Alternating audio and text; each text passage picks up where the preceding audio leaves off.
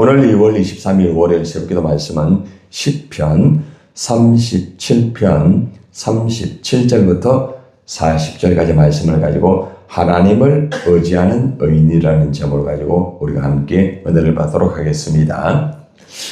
자, 우리 다 같이 시편 37편 37절부터 40절까지 우리 합독하겠습니다. 시작. 온전한 사람을 살피고 정직한 자를 볼지어다. 모든 화평한 자의 미래는 평안이로다. 범죄자들은 함께 멸망하려니 의인의 미래는 끊어질 것이나 악인의 미래는 끊어질 것이나 의인들의 구원은 여호와로부터 오나니 그는 환난 때에 그들의 요새이시로다. 여호와께서 그들을 도와 건지시되 악인들에게서 건져 구원하심은 그를 의지한 까닭이로다. 아멘. 하나님을 의지하는 사람은 의인이라고 할 수가 있습니다. 오늘 시편 37편의 말씀은 이 다윗의 시인데 악인이 이 득세하는 그런 상황 속에서 고통을 당하는 의인이 어떻게 대처를 하는지를 우리에게 교훈해 주는 말씀입니다. 다윗은 있잖아요. 악인들 때문에 상당히 삶이 힘들고 어렵습니다.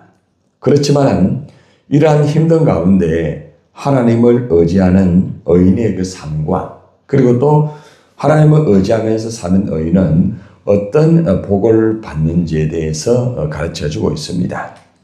여러분들이 살아갈 때에 하나님을 의지하는 그런 삶을 여러분이 살아간다고 하면은 하나님께서 어떤 복을 주실까요? 또 그리고 여러분들은 하나님을 어떻게 의지하면서 살아가야 될까요? 이러한 교훈을 오늘 다윗의 말씀을 통하여서 우리가 교훈받기를 원합니다. 오늘 37장 40절을 보면은 여호와께서 그들을 도와 건지시되 악인들에게서 건져 구원하심은 그를 의지한 까닭이다. 이렇게 말씀을 하고 있습니다. 악인들 때문에 힘든 가운데서도 하나님을 의지하는 의인은 반드시 하나님이 어떻게 해주신다는 거예요? 도와주신다는 겁니다. 도와주시고 건져주신다는 것이죠. 하나님께서 의인을 도와주시고 구원해 주십니다. 그리고 또 악한 자로부터 구해 주시고 보호해 주시는 것이 하나님의 또 사랑이며 하나님의 은혜이죠. 여러분들 여호와께서 이렇게 정말 힘든 가운데서도 악인으로부터 건져주는 것은 하나님을 의지하였기 때문에 하나님이 건져주시고 하나님이 도와주신다고 말씀을 하고 있습니다. 하나님을 의지하는 의인은 말로만 하나님을 의지하는 것이 아닙니다. 우리의 신앙생활에서 내가 하나님 믿습니다. 하나님 의지합니다. 그렇게 하기는 하지만은 결정적인 순간에 힘들고 어려울 때에 그죠? 정말 하나님을 의지하는 것이 진정하게 하나님을 의지하는 것일 수 있습니다. 여러분들이 정말 힘들고 어려울 때에 얼마나 하나님을 의지합니까? 우리가 살아가다 보면은 우리가 여러 가지의 상황이나 여러 가지 환경 속에서 어려움을 당할 때가 있습니다. 그럴 때마다 하나님을 의지해야 되겠죠, 그죠? 하나님을 의지하면은 반드시 하나님께서는 우리를 도와주시고 또 우리를 건져주시고 우리를 보호하여 주시는 것입니다. 자, 그러면은 하나님을 의지하는 이 의인은 힘들고 어려운 삶에서 어떤 모습을 보여주는가? 자, 이 모습을 보면서 우리가 정말 하나님 앞에서 힘들고 어려울 때에 이러한 모습을 보여주는가? 한번 그 다윗의 그 말씀을 통하여서 이 다윗이 보였던 하나님을 의지하는 모습, 그 모습과 비교해서 우리는 정말 힘들고 어려울 때에 이런 모습이 있는가? 한번 비교해 보시기를 바랍니다. 오늘 말씀에 보면은 온전한 사람을 살피고라는 말씀이 있죠. 온전한 사람을 살피고 37절에 나오잖아요. 그죠? 하나님을 의지하는 사람은 온전한 사람이다. 온전한 모습으로 살아간다. 도덕적으로 비교해 볼 때 흠과 점이 없는 삶을 사는 사람을 말합니다. 아무리 힘들고 어려워도 온전한 모습을 보입니다. 하나님 앞에서 다른 말로 말하면 깨끗한 모습을 보인다는 것입니다. 힘들고 어렵다고 해가지고 불평하는 말, 또 짜증을 낸다든지 화를 낸다든지 그런 모습이 아니라 항상 온전한 모습으로 깨끗한 모습으로 흔들리지 않는다는 것입니다. 여러분들은 힘들고 어려울 때 어때요? 온전한 모습을 하나님 앞에 보입니까? 하나님 앞에 깨끗한 모습으로서 불평하지 않고 원망하지 않고 그렇게 하고 있는지 한번 자신을 한번 살펴보시기를 바랍니다. 하나님께서는 온전한 사람을 살핀다고 말하고 있습니다. 그래서 힘들고 어려울 때에 우리가 힘들고 어려워도 온전한 모습을 가지고 깨끗한 모습을 가지고 우리가 살아간다고 하면은 하나님께서는 네가 정말 나를 의지하고 있구나. 하나님을 의지하는 만큼 우리가 온전하게 되어 있습니다. 반대로 하나님을 온전히 의지하지 아니하면은 우리가 온전한 모습을 보일 수가 없겠죠. 자, 두 번째는 어떤 모습이에요? 거기 보니까 정직한 자를 볼지어다. 정직한 자. 살아가다 보면은 거짓된 삶을 살 때가 있습니다. 환경이 어렵기 때문에 나에게 손해가 되기 때문에 거짓된 말을 하고 거짓된 그러한 모습을 볼 때가 있다는 거죠. 그런데 하나님을 의지하는 사람은 아무리 어렵고 힘들어도 정직한 모습으로 살아갑니다. 정직하게 말을 하고 정직하게 살아간다는 거죠. 속이지 않는 삶, 진실하게 사는 삶을 말하고 있습니다. 세 번째는 하나님 앞에서 화평하게 살아갑니다. 화평한 자예라는 말이 있습니다. 모든 화평한 자. 화평한 자는 사람과의 관계에서 화평하게 사는 것이에요. 아무리 환경이 어렵고 때로는 그 사람과 맞지 아니하여도 온전한 사람 그리고 정직한 사람은 화평하게 되어 있습니다.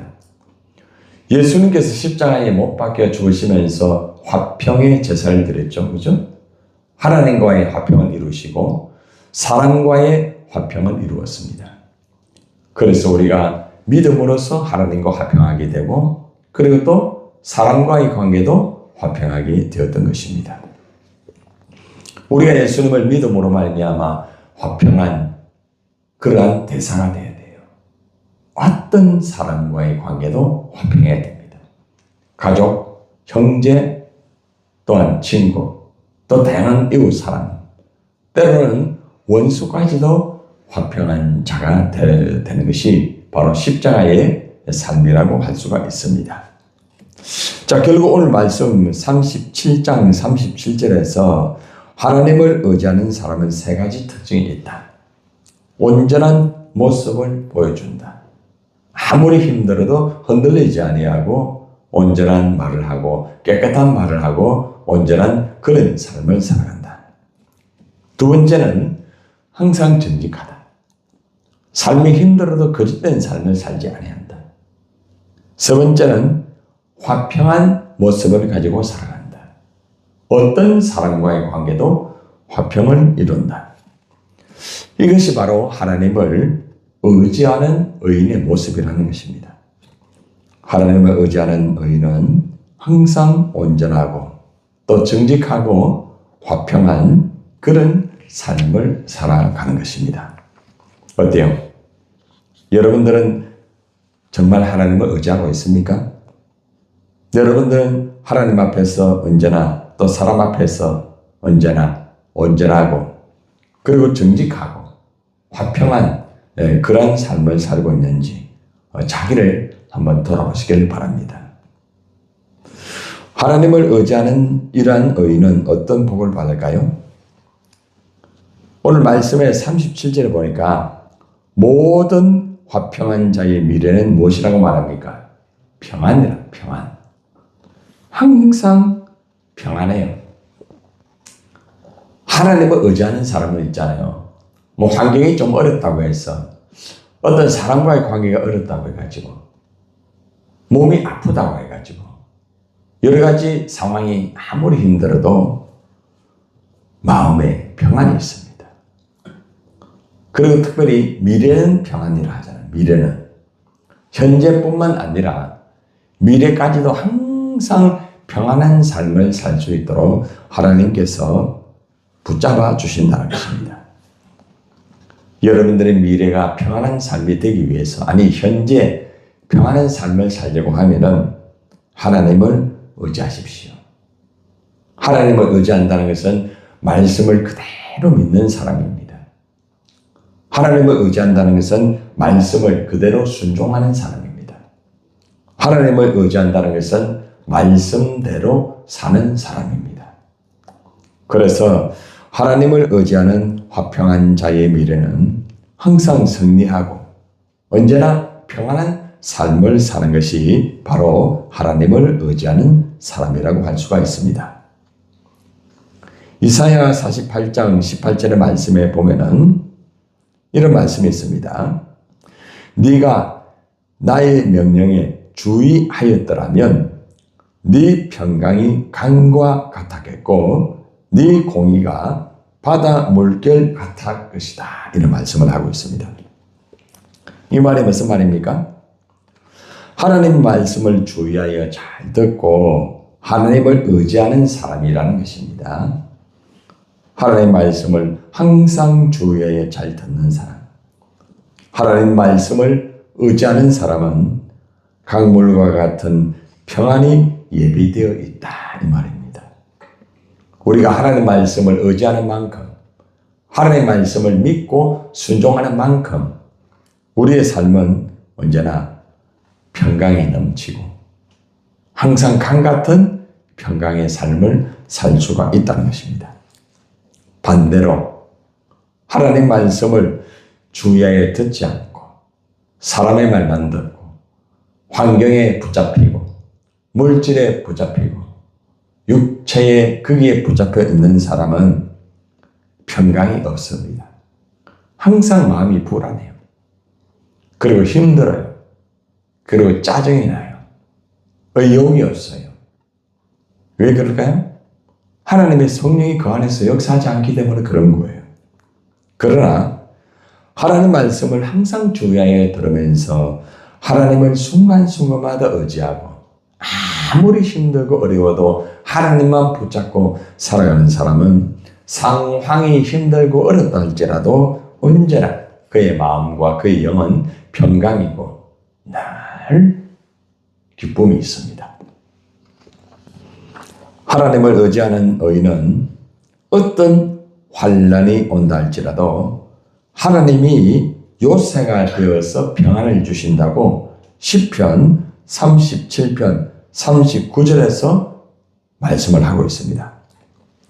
의인들의 구원은 여호와로부터 오나니 한번 따라하세요. 그는 환난 때에 그들의 요새이시로다. 요새가 되어가지고 항상 평안을 준다는 거죠. 아무리 어떤 환난이 오고 어려움이 온다 할지라도 요새가 되었기 때문에 끄떡없습니다.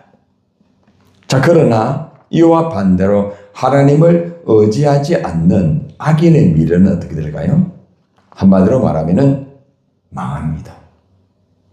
하나님을 의지하지 않는 사람은 반드시 망하게 되어 있습니다. 미래가 닫혀버립니다. 미래에 소망이 없어요. 37장 38절 한번 볼까요? 시작. 범죄자들은 함께 모여 멸망하리니 악인의 미래는 어떻게 돼요? 끊어져 버리는 거예요. 여러분들 의인과는 정말 대조가 아닙니까? 악인은 어떤 사람이 악인입니까? 하나님 말씀을 듣지 않는 자, 하나님 말씀에 순종하지 않는 자, 하나님 말씀대로 살지 않는 자가 악인이 되는 거예요. 어쩔 수가 없어요. 결국 악인의 미래는 없습니다. 아무리 몸부림치고 아무리 내 나름대로 열심히 일을 하고 아무리 바둥바둥거려도 하나님께서 이미 선을 그어버린 거예요. 하나님 말씀대로 살지 않은 그 사람 미래는 다 소망이 없어요. 다 끊어지는 거예요. 사람과의 관계도 힘들어져 가지고 끊어지게 되고요. 물질, 모든 환경, 여건 다 끊어지는 것, 그것만 끊어지는 게 아니고 하나님과의 관계에서 끊어져 버리는 거예요. 가장 무서운 게 뭔 줄 아십니까? 돈이 끊어지는 게 아닙니다. 건강이 끊어지는 게 아니에요. 환경이 끊어지는 게 아니에요. 물론 그것이 끊어지면 힘들고 어렵죠. 그러나 하나님과의 관계가 끊어지면은 모든 것이 다 끝나는 거예요. 완전히 절망이 되는 것이고 인생의 한마디로 게임 아웃이 되는 거죠. 더 이상은 살 소망이 없는 그런 존재가 되는 것입니다. 여러분들, 하나님을 의지하는 것이 얼마나 중요한지 아시겠습니까? 아무리 힘들고 어렵고 이 세상에 악인이 득세하고 아무리 세상살이가 정말 내 마음에 안 든다 할지라도 한 가지 분명한 것을 기억하세요. 하나님을 의지하세요. 하나님을 의지하세요. 하나님 의지해야 살 수 있는 거예요. 물질의 어려움, 사람의 어려움, 환경의 어려움은 아무것도 아니에요. 하나님부터 모든 것이 끊어지게 되면은 그때부터는 더 이상 일어날 수도 없고 더 이상 도전하기도 힘듭니다. 오늘 말씀을 여러분 잘 기억하셔가지고 상황이 힘들어도 온전하게 깨끗하게 사세요. 아무리 상황이 어렵고 아무리 누가 뭐라 할지라도 정직하게 사세요. 그리고 사람과의 관계 화평하세요. 힘들다고 돌아서면은 또 산이 그 앞에 있어요. 아무리 그 사람이 힘들어도 화평하세요. 그럼 내가 살아요. 내가. 화평은 내가 사는 거예요. 그래서 여러분 모두가 하나님을 의지하는 의인의 삶을 살면서 하나님 앞에서 여러분들이 평안한 복을 누리고 여러분의 미래가 평안의 삶으로 보장되어서 하나님에게 영광이 되고 여러분의 삶이 항상 행복한 삶이 되시기를 예수님의 이름으로 축원을 드립니다.